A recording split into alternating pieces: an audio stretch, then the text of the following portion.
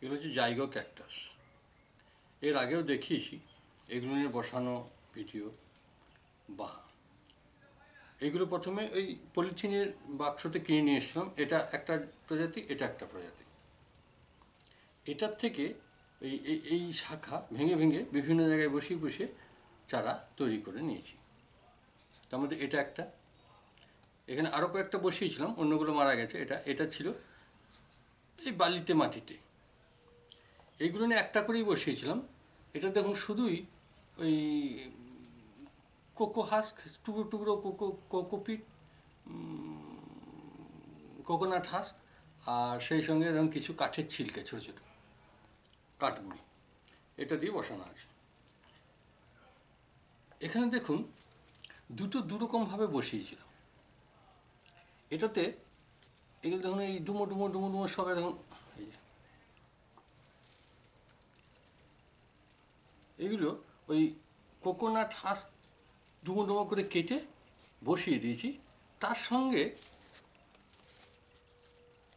ওই কিছু কাঠগুড়ি বা কোকোপিট মিশিয়ে দেওয়া হয়েছে। এটাতে দেখুন মাটির সঙ্গে বালি 50-50, বালি ছোটো ছোটো কাঁকড়ের দানা মেশানো আছে। আমি দেখলাম দুটোতেই রয়েছে, তবে জল অতিরিক্ত দেওয়া যাবে না। বেশি জল হলেই গাছগুলো ঝিমিয়ে যাচ্ছে। তার মানে বেশি জল হলে শেকড় পচে যাওয়ার সম্ভাবনা থাকছে।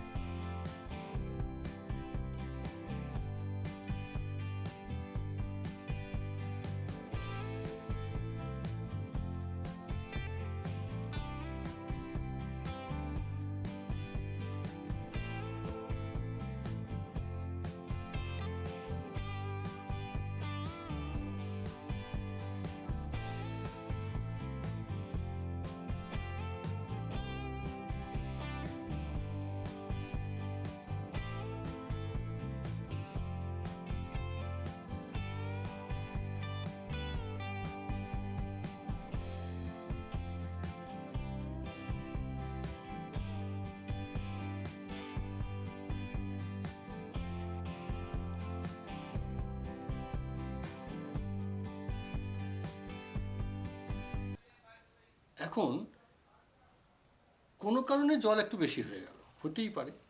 এই কারণে মাটিটা এমনভাবে তৈরি করতে হবে যেটাতে জল অল্প বেশি হলেও মাটিটা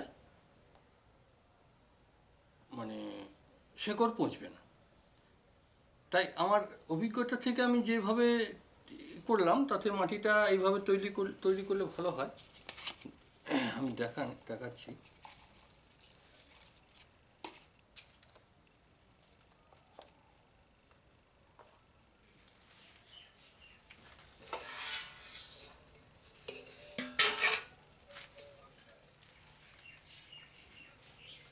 মোটামুটি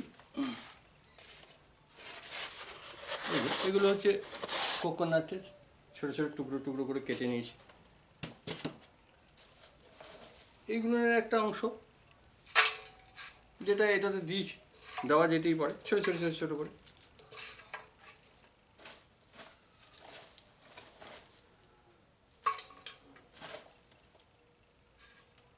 তিনটে পটে হবে এরকম মাটি করে নিলে হবে।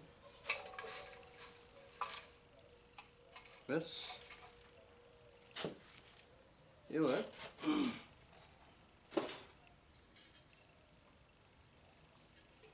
যদি এইগুলোকে হ্যাঙ্গিং করে রাখা হয় তাহলে ওই পাথরের দানা না দেওয়াই ভালো। তাছাড়া পাথরের দানাটা দেওয়া যেতে পারে এবং কাজ ভালো করবে। এখানে আমি পাথরের দানা দেবো, কিন্তু খুব অল্প। এর সঙ্গে যেগুলো মেশাবো সেগুলো হচ্ছে পাতা পচা, ছোটো ছোটো ছোটো ছোটো পাতা পচা। আপনার ওই যেটা, যাই হোক আমি দিয়ে যাচ্ছি, দেখাচ্ছি।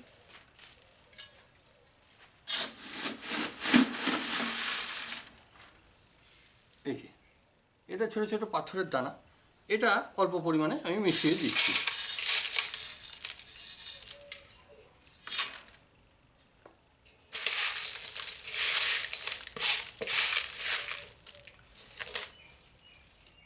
এবার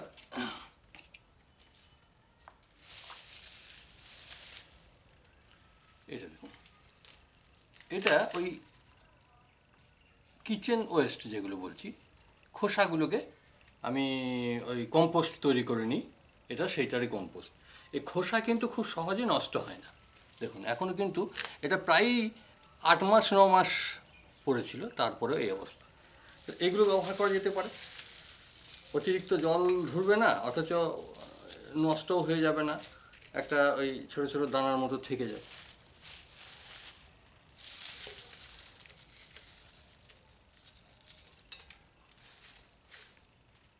সেই সঙ্গে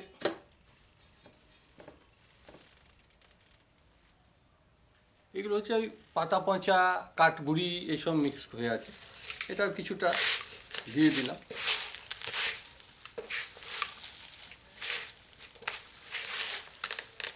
এবারে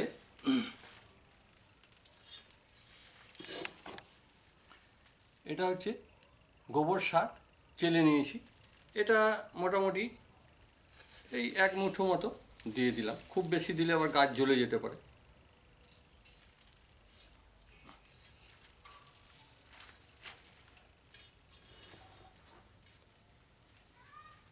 এটা হচ্ছে কোকোপিট,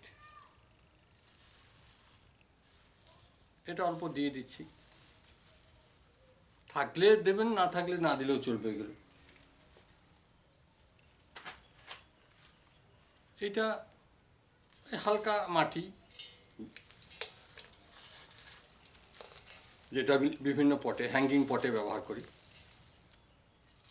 কিছুটা মিশিয়ে দিলাম।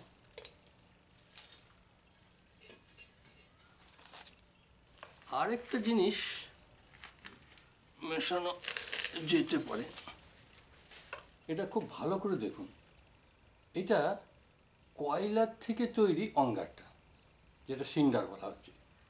এটা ওই কামার শালে যেখানে লোহা গলানো হয়, সেখানে লোহা গলানোর কাজে কয়লাটা ব্যবহার করার পর যে ওই ওয়েস্টটা পড়ে থাকে, এটা কিন্তু আর জ্বালালেও জ্বলবে না। এইটা ব্যবহার করতে, কারণ এইটা হালকাও বটে, অথচ জল ধারণ ক্ষমতা প্রায় নেই বললেই চলে। এটা ব্যবহার করা যেতে পারে, এটা কিন্তু হালকা তুলনামূলক। তাহলে এটা এখানে ব্যবহার করলাম একটা পার্সেন্টেজ।